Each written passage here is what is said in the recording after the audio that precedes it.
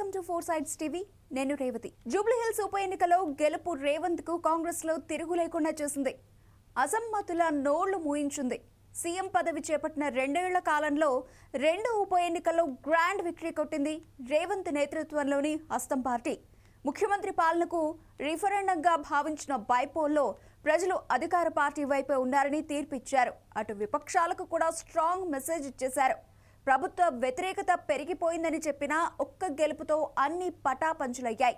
Revanth Reddy strategy అద్భుతంగా పనిచేసింది. CM భవిష్యత్తుకు తిరుగులేదని నిరూపించింది జూబ్లీహిల్స్ గెలుపు. రేవంత్ రెడ్డి వ్యూహాలు మామూలుగా లేవు. డివిజన్లలో రోడ్ షోలు, కార్నర్ మీటింగ్స్ నిర్వహించారు. ఒక సీఎం స్థాయి వ్యక్తి ఈ విధంగా రోడ్లపైకి వచ్చి ప్రచారం చేయడం అందరినీ బాగా కనెక్ట్ అయింది. ప్రజల్లో ఒక్కడిగా కనిపించడం ప్లస్ అయింది. అధికారం ఉందనే అహంకారం ఎక్కడా కనిపించలేదు. బస్తీల్లోనూ నవీన్ యాదవ్ గెలుపు కోసం క్యాంపెయిన్ చేశారు. అటు మంత్రులకు డివిజన్ల వారీగా బాధ్యతలు అప్పగించారు. పాలనలో ఎంత బిజీగా ఉన్నా ఎప్పటికప్పుడు సమీక్షిస్తూనే ఉన్నారు. ఇకపోతే జూబ్లీహిల్స్ ఉప ఎన్నికలో బీఆర్ఎస్ పార్టీ సెంటిమెంట్ వర్కౌట్ అవుతుందని భావించింది. కాంగ్రెస్ పై తీవ్ర విమర్శలు చేసింది. హామీల విషయంలో మోసం చేసిందని బాకీ కార్డులను పంపిణీ చేశారు.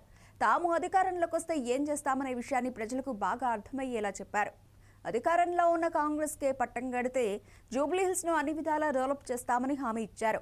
అభివృద్ధి సంక్షేమ పథకాలను ఇంటింటికి తిరిగి వివరించారు. ఒక్క మాటలో చెప్పాలంటే సమిష్టిగా అందరూ కలిసి పోరాటం చేశారు. అటు ఎంఐఎం సపోర్ట్ కూడా రావడం అనేది కాంగ్రెస్ కు భారీ మెజారిటీ వచ్చేలా చేసింది. ఎన్నికలకు వారం రోజుల ముందే కొన్ని సర్వేలు బీఆర్ఎస్ కు అనుకూలంగా ఇవ్వడంతో సీఎం రేవంత్ రెడ్డి అలర్ట్ అయ్యారు. చివరి 4 రోజులు ఆయన వేసిన ప్రణాళికలు, వ్యూహాలు సక్సెస్ బాటలో నడిపించాయి. ఈ ఘన విజయం వెనుక రేవంత్ రెడ్డి వ్యూహాత్మక ప్రణాళిక ఎంతో పనిచేసింది. ఆయన ఎత్తుగడలతోనే జూబ్లీహిల్స్ ఉప ఎన్నికల్లో నవీన్ యాదవ్ గ్రాండ్ విక్టరీ సాధించారు. జూబ్లీహిల్స్ లో మైనార్టీలే డిసైడింగ్ ఫ్యాక్టర్. వారు ఎటువైపు మొగ్గితే వాళ్లదే విజయం. నవీన్ యాదవ్ పొలిటికల్ జర్నీ ఎంఐఎంలోనే స్టార్ట్ అయింది. అలా అభ్యర్థి ఎంపికలో అనేక ఈక్వేషన్స్ ను బేరీజు వేసుకుని ముందస్తు వ్యూహంతో నడిచారు రేవంత్ రెడ్డి.